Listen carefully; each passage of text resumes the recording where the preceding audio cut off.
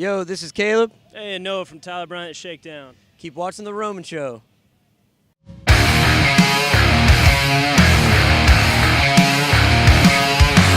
Rudolph Roman of The Roman Show here in Fort Rock with the boys of Tyler Bryant and the Shakedown Band. Man, I don't know about you guys. I know you guys started like around noon time. How the hell did you manage to manage all this crazy heat? It's hot, man. It's real hot. I don't know if you can tell, but we're all still quite sweaty. So that's just Florida, though, man. We were ready for it. So it's just another part of rock and roll. So absolutely. Now, yeah. So Fort Rock, it's the first time you come to this festival. What's the feeling?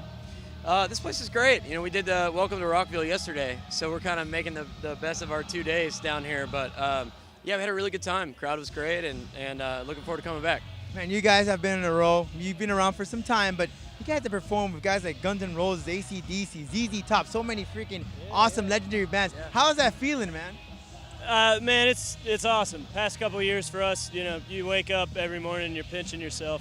We're just trying to keep going and not piss anybody off and show up on time, play a great rock show, and so far they keep having us back. So yeah, it's amazing, man. It's an honor, it's a privilege. We're just glad to be along for the ride.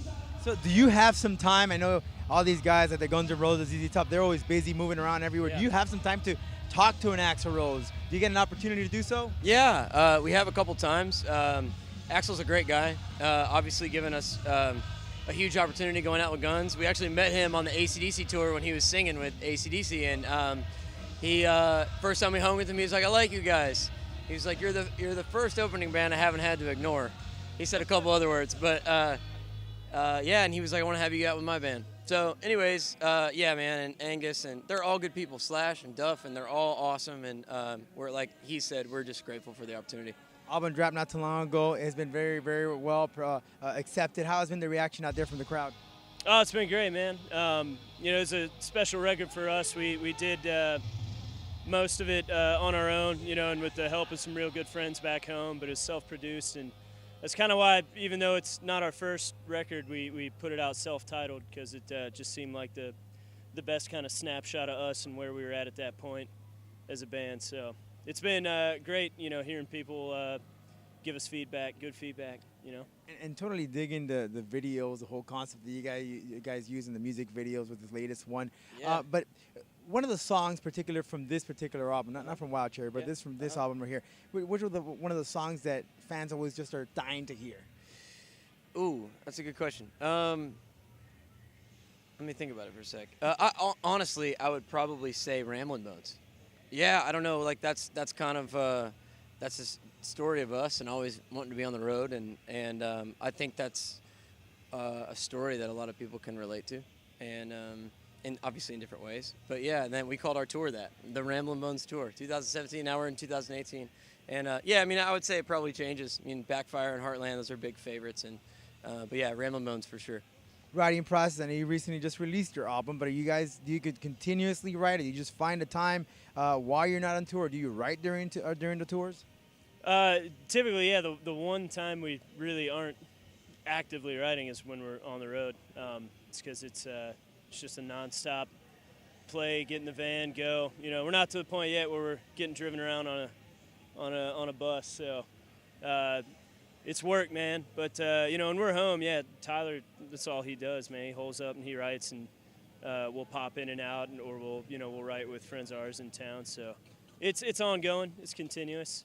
We typically get to one time a year we'll sit down and be like, well, these are all the songs we got to sift through and see what we want to develop, kind of thing. And crazy. I was actually reading about Tyler. Maybe you guys know the story that he was 6. I think he picked up the guitar, and then there was a dirt bike that he sold to pick. Yeah. Isn't that crazy? You know the story well. Yeah. Yeah, man. And then it was like complete obsession from that point on. He met a old blues guy from in the Paris, Texas area named Roosevelt Twitty, who became a good friend of ours and was a big supporter of the band. And a couple years ago he passed, but he mentored Tyler as Tyler grew up and got obsessed with music and blues, and that obviously kind of evolved into rock and roll, and moved to Nashville, which is how we met and started the band. But yeah, his whole development kind of during those like early teenage years was pretty crazy. You know what I mean? And it happened fast. Like when we met, I was like, I don't think I've ever met a guy like this before. You know, I'm still convinced he's an alien. That's that's a joke. That's a joke between us, but. I think it actually is true. You guys you have to be determined. I don't know. You guys moved to Nashville. How much of an influence does that country have into your music? Do you find a way to slip it in there even though you're particularly rock? No, I avoid it usually at all costs. And not all country. There's some good country coming out of Nashville, you know.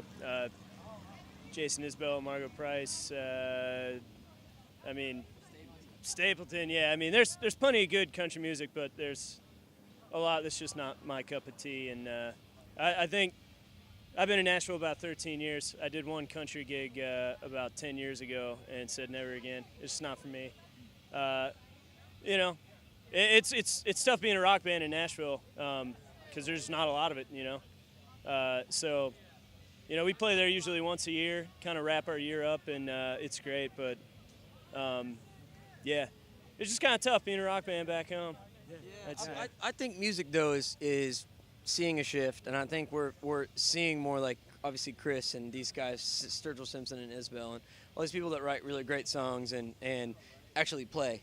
You know what I mean? And that's the thing. And I clearly we're not country, but you know I'm just talking about music in general, like rock bands and real rock bands. Like we're seeing this kind of switch, I think, that people want to see real humans play their instruments. You know. And I think that's important, and Nashville is seeing that too, to a degree. So it's cool to be kind of part of it. Well, boys, I want to thank you very much for coming out here in Florida, enjoying our beautiful weather. Yeah, I love you know, it. sometimes it's, you know, it beats being out there. It wins being out there in the snowstorms and tornadoes and all that good stuff. 100%, I'm all about it. So thank you so very much. Check out the band Tyler Bryant and the Shakedown, latest record available right now, streaming services and for purchase. Right on. This is The Roman Show.